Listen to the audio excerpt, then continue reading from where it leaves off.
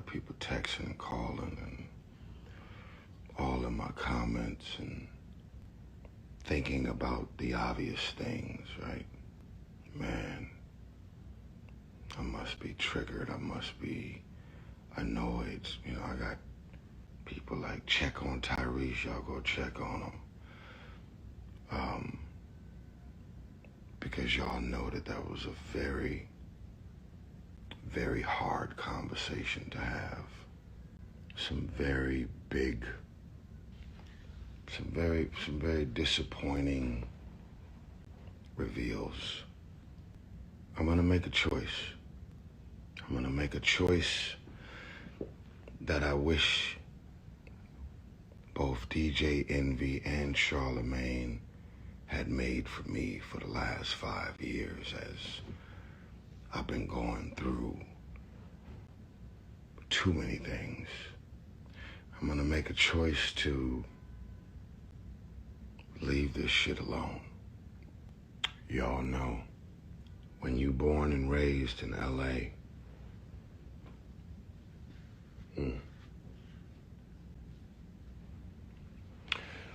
when you born and raised in Watts in South Central LA, see, it's one thing to know hood, it's another thing to be a hood. And y'all know, real know, the moment that he said, I should box you in your mouth or whatever, it took everything in me to stay seated in that seat. Charlemagne was clever because he knew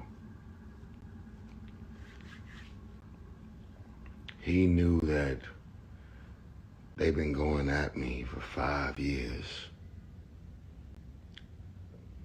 And I've responded only a few times publicly, but for the most part, they knew that I was coming.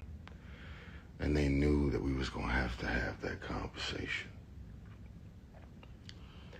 So everybody that's speaking to the same thing that I've spoke to, you're this voice, you've got books, you're this champion, outspoken man that represents all things mental health.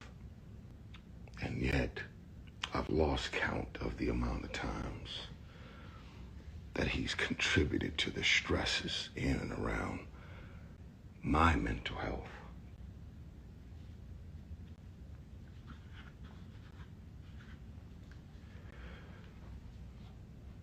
From being insensitive or just deciding to talk about a man that he actually knows. Never said he was my friend. Never said we were childhood homies. But like I mentioned to Envy, I feel like I know y'all enough to have some type of an expectation of you guys to just have a heart and just simply be able to say, man, I couldn't imagine what it would be like to come home to an empty house, no wife, and your child get taken from you while you're out of town. Just have a heart. Do your job. Talk your shit. I get it. But never lose sight of mental health and never lose sight of what it must, not what it feels like to go home to no wife, what it must feel. See, when you actually have empathy and you have a heart, you put yourself in other people's shoes. And you, as a man of integrity, you make the decision to not beat a man down with your words when you see that they're already down. You make that choice. And they've been through some shit. Some real shit. And Envy is currently going through some real shit.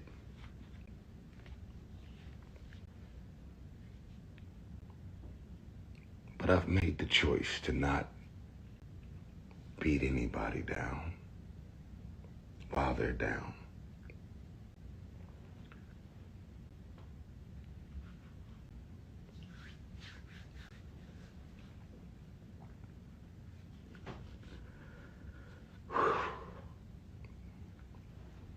Didn't plan on getting emotional on live.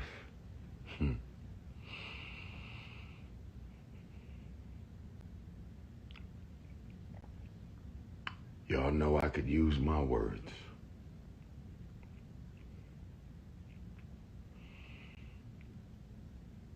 Y'all know that I could make the choice to go at both of them, but I'm not gonna do it.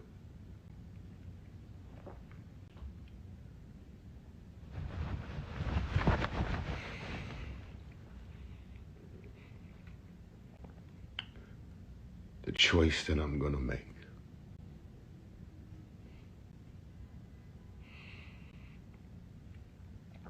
is to wish them well in their careers, their marriage, their family, everything. I want the best for them.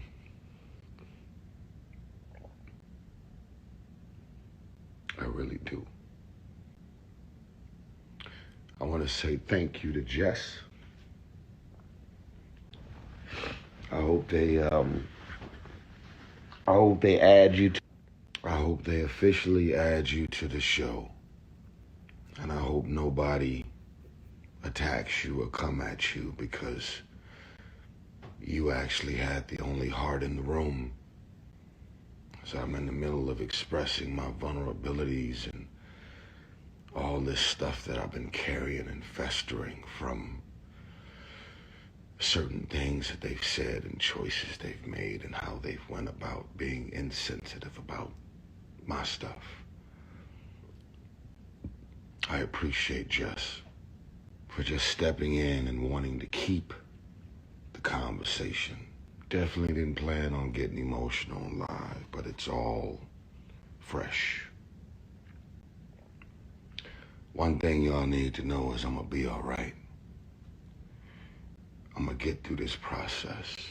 I'm gonna take this journey.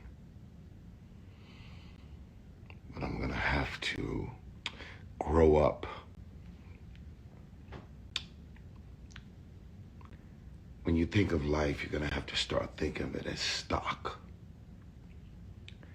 And there's areas of stock in your life where the value is low. There's some areas that you really gotta grow in. Then those areas where the stock is really high. And for everybody who knows me, and for everybody who turned on me, never called, never checked on me, never came, never tried to pull up on me, never tried to come put their eyes on me and make sure I was good. I know one thing's for sure.